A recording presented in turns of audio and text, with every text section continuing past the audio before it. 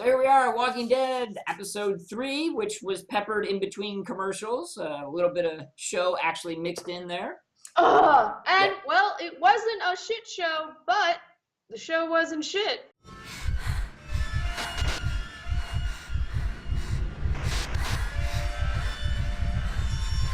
I will say this episode and this style of episode is really what got me into Walking Dead. I guess 7 years ago at this point. Since I've been watching it on TV since episode 1.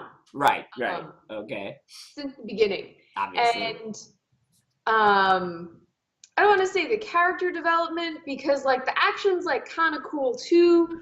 But I feel like they did so much with facial expressions, with what they were saying, what they were not saying, to read between the lines. Like that makes it, just riveting to me. No, this was really for me. Yeah, without question, a character-driven episode. Both for Daryl and Dwight, and like you were saying, just the facial expressions, basically the acting of Austin Emilio. And was just amazing. You got the sense that he was not okay with everything, that he wasn't 100% on board. Of course, Norman Reedus is always amazing and always excellent. Yeah.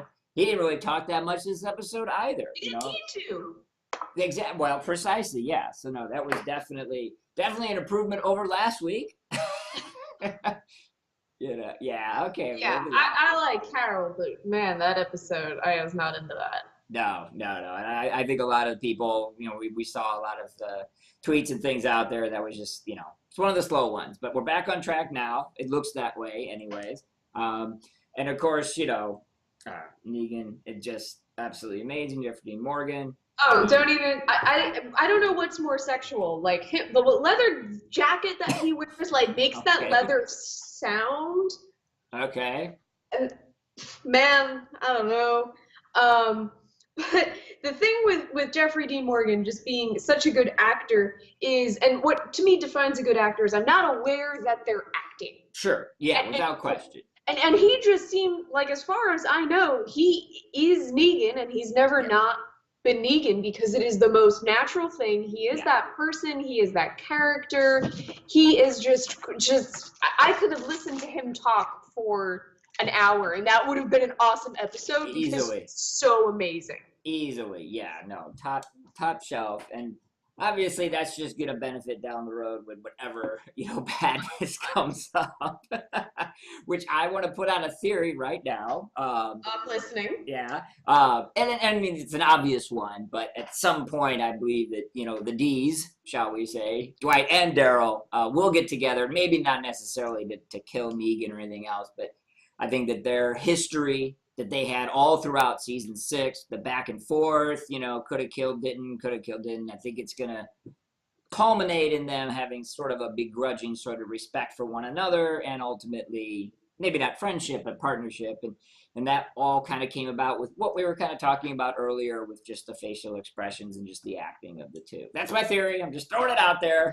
No, I mean, I totally agree with you, if only because since we found out the backstory, and I had a totally different interpretation of what happened in season 6. Oh, okay, yeah. Actually explained it. I was like, oh God, that's different than I thought, and I don't know anything about the comics, so I don't know if that was in there. Forgive me, comic fans.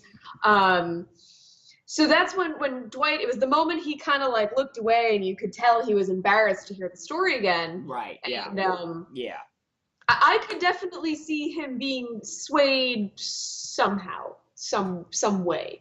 Well, and I think the way was kind of already revealed, when Daryl said, I get it. You had somebody. Yeah. And that's why you have to do this. But then it was also more than telling when he didn't say it, but basically implied he doesn't have. And I love that they didn't say it. Precisely. Yeah. So, so I think that's about it. I mean, sadly, we didn't get a lot of episode because there were commercials every 5 minutes, as we stated at the beginning. But I literally, because we've mentioned before, I usually live tweet on our Horrifyou Twitter during the episode. I remember I was on my phone, and at 9:16, we were at a commercial break. Right. Yeah. Eventually, we came back. Okay. 9:22. Right. We were on commercial break, and I was like, wow. Someone 6 minutes. said 3 sentences, and we're on commercials again. Yeah. Yeah. Used to be every quarter hour. Now it's every 6 minutes. I mean, I get it. It's their moneymaker. It's their bread and butter. But I mean, I don't know.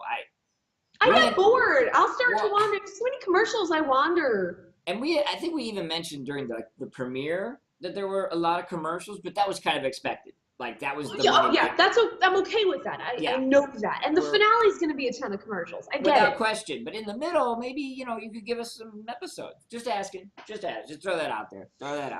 So, yeah, it looks like obviously next week is back on to the Rick thing and his group. I kind of missed them. Yeah, exactly. Not in any episodes. No. And as we have found out and confirmed, it's an hour-and-a-half episode. So we're probably going to have a lot more meat next week. A little late this week, but that's okay. Maybe we'll get a 45-minute show next week. Yeah, very possible. Very possible. I think that's all I had for this one, though. Was there anything else you had? I mean, really, the only other thing was that when you see other people have clearly led a cushier life, you see how, like, not badass they are at all. Yeah. Right. And maybe it gets boring for some people with Rick's group because they're, like, super ninjas at this point.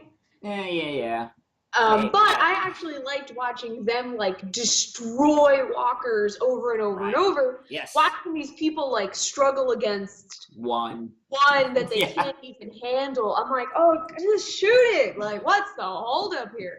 Well, but I think that's a good job on the writer's part. It really is, because it does show, look, these people are equipped to survive this Holocaust, and these people are not equipped to survive this Holocaust. And, in order to keep the show going. So I like that contrast, actually, because you don't realize how good the Ricktatorship is until you, like, see another group of people like Alexandria or this Negan group of people, saviors.